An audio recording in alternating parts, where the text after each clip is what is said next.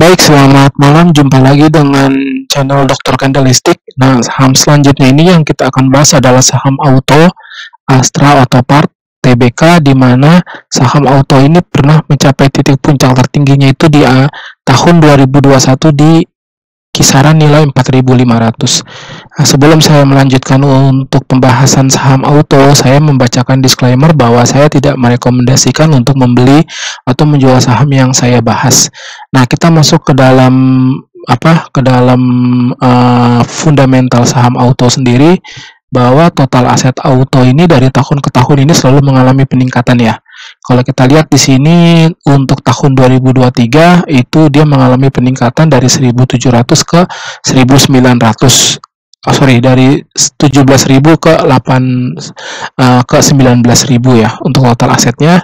Begitu juga dengan pendapatannya, itu dia naik dari tahun ke tahun, dari 2020 ke tahun 2023. Kemudian untuk laba bersihnya pun juga naik, bahkan lebih dari setengahnya di tahun 2022 laba bersih Auto, sedangkan EPS-nya itu dia naik ke angka kisaran 170, kemudian untuk PER-nya berada di angka kisaran 18, dan untuk book value per share-nya itu ada di angka 2.800. Itu untuk saham Auto.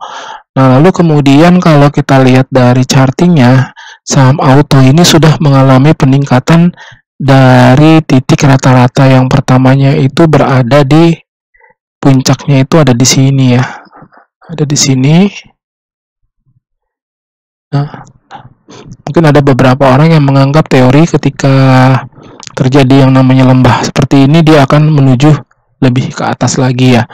Tapi tidak salah juga kalau misalnya saham Auto ini ternyata dia melakukan yang namanya koreksi. Jadi sudah cukup tinggi, dia naik ke atas, dia akan kembali lagi turun ke bawah menyentuh angka sini. Seperti itu. Nah, jadi kalau kita ganti di sini untuk charting untuk yang daily, di sini, nah saya berpikir bahwa untuk kondisi seperti ini lebih baik saya tahan, saya tidak masuk, karena bisa saja saham ini akan terjadinya koreksi dibandingkan dengan terus naik ke atas ya, walaupun secara laporan keuangannya lumayan bagus ya. Jadi saya nunggu koreksi di beberapa titik akumulasi terbesarnya, ini ada di angka 2.600, kemudian di angka 2.000, dan di angka 1.600. Kalaupun jatuh ke angka 1.600 sepertinya agak sulit.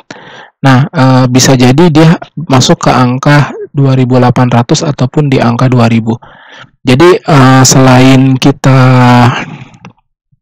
membaca titik akumulasi, kita juga harus bisa membaca dari candlestick yang terjadi. Jadi kemudian dari MA5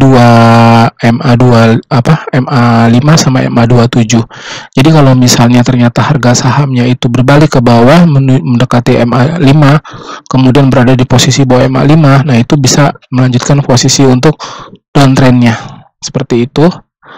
Akan tetapi jika memang kondisinya terus membaik, bagus, maka dia akan terus di atas MA5, lalu kemudian dia menuju ke atas ya, menuju ke posisi yang tertinggi sebelumnya.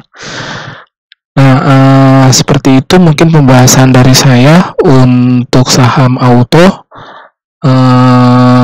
Semoga bermanfaat analisa dari saya. Terima kasih, selamat malam.